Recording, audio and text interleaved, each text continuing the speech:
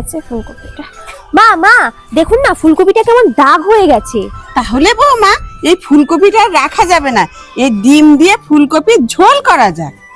প্রথমে আমি ডিমগুলোকে ভালো করে ধুয়ে প্রেসার কুকারে কিছুটা জল দিয়ে ডিমগুলো আস্তে আস্তে প্রেসার কুকারের মধ্যে সাজিয়ে দেব। এবার ঢাকনাটা আটকে ফুলকপিগুলো কেটে নেব। সেমভাবে আলুটাকে আমি পিস পিস করে কেটে নেব। তারপরে সমস্ত উপকরণগুলো রেডি করে নিয়েছি। মিক্সারের সাহায্যে আদা রসুন টমেটো পেস্ট করে নেব। তারপরে লবণ হলুদ মাখিয়ে ডিমগুলো রেখে দিতে হবে। কড়াইতে দিয়ে দিতে হবে পরিমাণ মতন সর্ষের তেল। তেলটা ভালো মতন গরম হয়ে এলেই লবণ হলুদ মাখানো ডিমগুলো তেলের মধ্যে ছেড়ে হালকা লালচে ভাব করে একটা পাত্রে তুলে নেব। তারপরে ওই তেলের মধ্যেই লবণ হলুদ দিয়ে আলুগুলোকেও ভেজে একটা পাত্রে তুলে নিতে হবে। ওই তেলের মধ্যে এবার কেটে রাখা ফুলকপিগুলো দিয়ে লালচে ভাব করে ভেজে একটা পাত্রের মধ্যে তুলে নেব। এবার ফোড়নে শুকনো লঙ্কা তেজপাতা গোটা গরম মশলা দিয়ে পেঁয়াজ কুচিটা দিয়ে দেব। হালকা নাড়াচাড়া করে মিক্সারে পেস্ট করে রাখা মশলাটা দিয়ে পরিমাণ মতন লবণ হলুদ জিরের গুঁড়ো দিয়ে ঢাকা দিয়ে দিতে হবে। মশলা থেকে তেল ছেড়ে দিলেই ভেজে রাখা আলু ফুলকপি দিয়ে ভালো মতন সবকিছু একসাথে নাড়িয়ে আবারও ঢাকা দিয়ে দিতে হবে।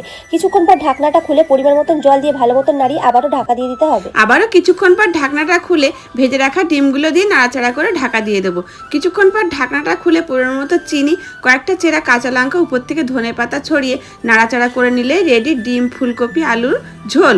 চলো বৌমাকে এবার একটু টেস্ট করানো যাক। কেমন, ভালো তো? দারুণ।